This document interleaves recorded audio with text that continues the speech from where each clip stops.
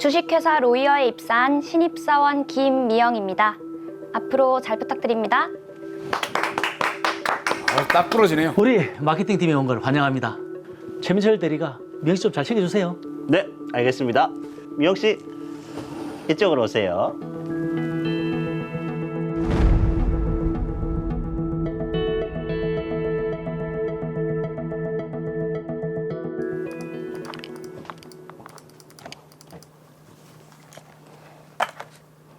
오, 미영 씨, 오늘 스타일 죽이는데요. 근데 미영 씨는 바지보다는 짧은 치마가 잘 어울리더라. 아, 네. 오늘 퇴근하고 술 한잔 어때요? 요즘 프로젝트 때문에 스트레스도 많았을 건데 간만에 좀 풀고 갑시다.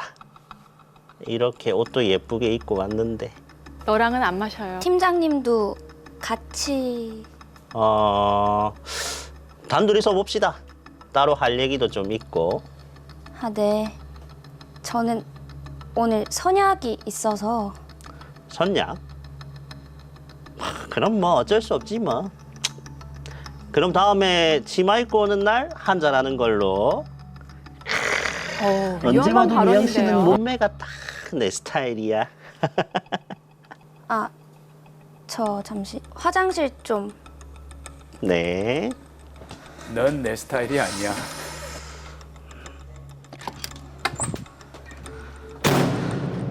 정말 하루 이틀도 아니고 회사 사수라서 내가 참아주니까 진짜 바본 줄 아나.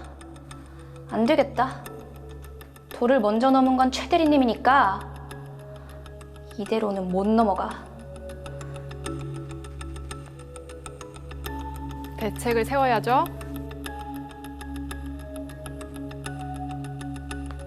지금 어디다 보내는 거죠?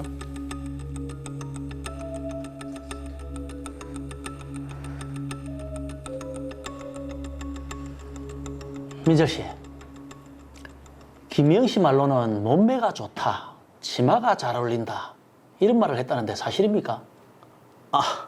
아이, 젊은 남녀 사이고 제가 미영 씨한테 호감이 있어서 장난스럽게 칭찬을 해준 것뿐입니다. 아니, 그게 잘못입니까? 저도 잘못한 게 없습니다. 그래요? 아, 진짜 미영 씨가 너무 민감해서 문제를 좀 크게 키우는 것 같은데 절대 그런 의도가 아닙니다. 믿어주십시오.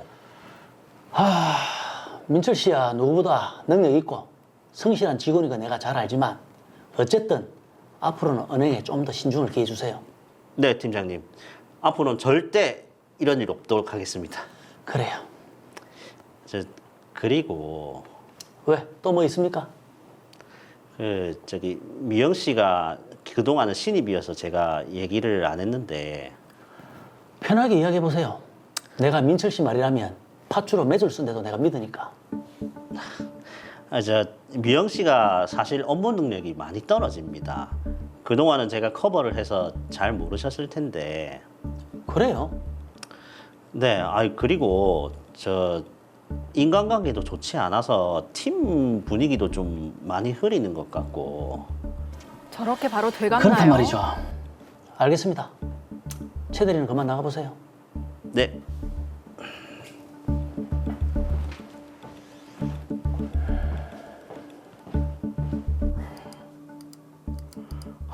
씨. 김미영 이것 봐라. 내를 무시하고 내 험담까지 해. 두고 보자, 이씨. 미영 씨, 저번에 얘기했던 보고서 다 썼어요? 아, 네, 여기 있습니다. 이거 맞춤법도 안 맞고, 여기는 요일 표기도 빠져 있고. 미영 씨 명문대학 나온 거 맞아요? 네? 명문대를 나와도 별 수 없네. 하긴 이런 건 대학 안 나와도 할 수 있는 거지. 몸매 관리에만 신경 쓰지 말고 일에 좀 더 신경을 쓰세요. 대리님! 왜요? 할 말 있습니까? 보고서 다시 제대로 써오세요. 얄미워요. 내가 지금 회사에 얘기했다고 저러는 거지? 스트레스 받으니까 바로. 오늘도 보고서 써야 하는데 어쩌지? 배가. 스트레스가 많나 보네요. 영업팀에 인원이 부족하다는데 김미영 씨를 어떻게 한다? 우리 팀 인재인 채들이랑 불화도 있고. 팀장님 부르셨습니까? 김미영 씨, 혹시 영업팀으로 갈 생각 없습니까? 네? 갑자기 왜? 우리 팀에서 성과가 좋지 않기도 하고 사람들이랑 관계도 그렇고. 혹시 최 대리님 때문인가요? 저는 영업부로 갈 생각 없습니다. 김미영 씨 생각이 아무리 그렇다고 해도 여기는 조직이니까 조직에서 정하는 건 어쩔 수 없습니다. 그래도 저의 의견이 반영이 돼야. 그동안 업무상 실수도 많았고 내부적인 문제도 많았던 만큼 영업팀으로 발령을 내도록 하겠습니다. 한번 나가보세요. 팀장님.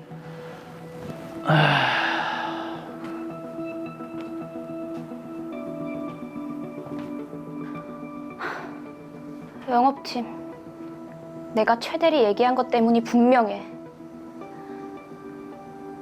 또 얘기해봐야 회사에서 들어줄까? 최 대리 괴롭힘은 점점 더 심해져 가는데. 그냥 그만두면 끝날까?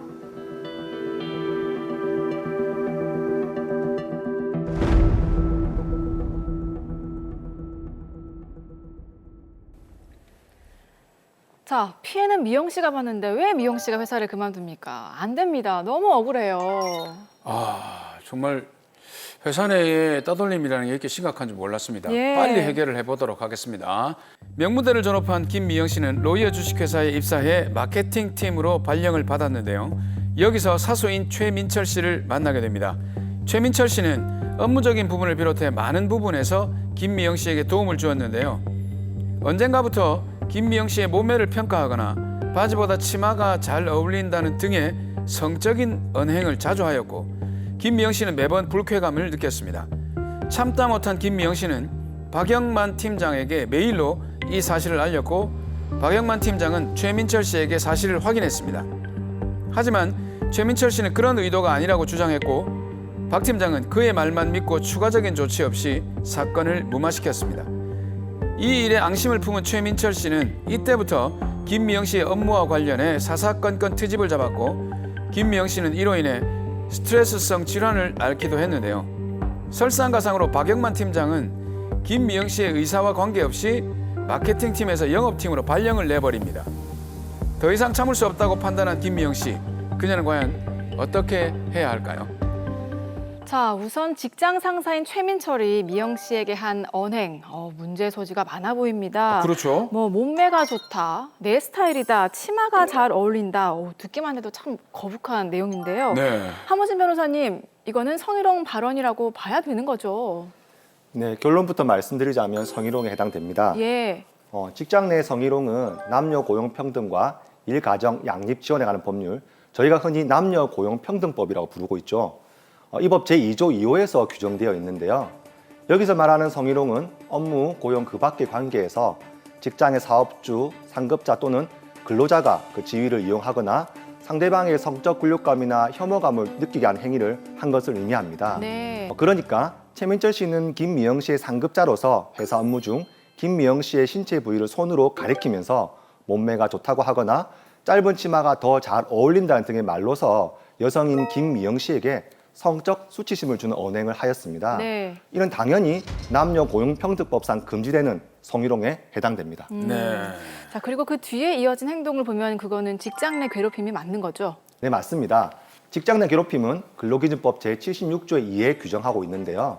사용자 또는 근로자가 직장에서의 지위 또는 관계 등의 우위를 이용해서 업무상 적정 범위를 넘어 다른 근로자에게 신체적, 정신적 고통을 주거나 근무 환경을 악화시키는 행위를 말합니다.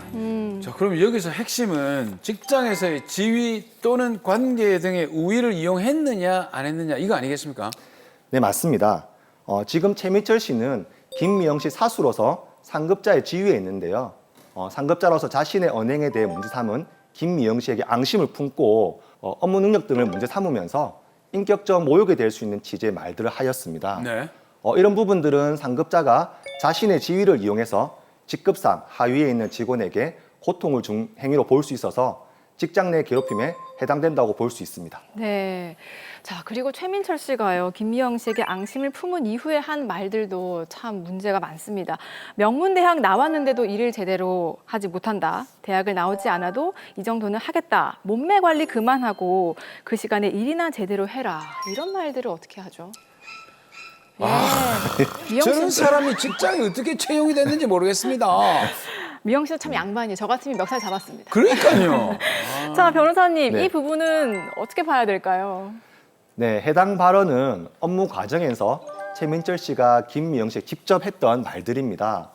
직장 내 괴롭힘에서는 꼭 챙겨보셔야 할 부분이 이런 발언들이 업무상 적정 범위를 넘어서는 행위에 해당되는지 여부에 대한 판단입니다. 여기서 말하는 업무 관련성은 직접적인 업무 수행은 설사 아니라고 하더라도 업무 수행에 편승해서 이루어졌거나 업무 수행을 빙자하여 발생한 경우를 포괄적으로 의미하고 있습니다. 네. 이런 경우 포괄적인 의미에서 업무 관련성 인정된다고 볼 수 있는데요. 네. 드라마 속 두 사람의 상황을 보면 최민철 씨는 김미영 씨의 성희롱 신고에 대한 보복성으로 명문대를 나왔는데도 일을 제대로 못한다. 몸매 관리 그만하고 일이나 제대로 해라. 이렇게 업무와 관련된 발언을 하는 과정에서 업무의 적정성을 넘어서는 행동을 한 것으로 보여집니다. 때문에 이 같은 언행들 역시 직장 내 괴롭힘에 해당될 수 있다고 판단됩니다. 네. 자, 직장 내 괴롭힘, 우선 회사 사업주에게 신고를 하는 게 가장 먼저 해야 할 조치일 것 같은데, 자, 지금 회사에서는 오히려 김미영 씨를 영업팀으로 전보 발령을 냈거든요. 이건 정당한 일이 아닐 것 같은데요. 네, 맞습니다. 근로기준법 제76조의 3의 제6항에서는 사용자는 직장 내 괴롭힘의 발생 사실을 신고한 근로자 및 피해 근로자들에게 해고나 그 밖에 불리한 처우를 해서는 안 된다고 규정하고 있는데요. 네. 이 사건에서는 회사 팀장이 해당 사실을 알린 이후에 업무 성과가 낮다는 이유로 영업팀으로 전보 발령을 내렸습니다. 따라서 전후 사정을 고려해 볼 때 김미영 씨에 대해 불리한 처분을 한 것으로 보일 수 있습니다. 근데 회사 입장에서 보면 김미영 씨가 제대로 적응도 못하고 실수가 많아서 업무 성과도 떨어지고 예. 또 거기에 같은 팀 대리와 불화도 있다. 네. 그래서 전보 발령을 냈다. 이렇게 항변할 수 있지 않습니까? 당연히 그렇게 항변할 것으로 보여집니다.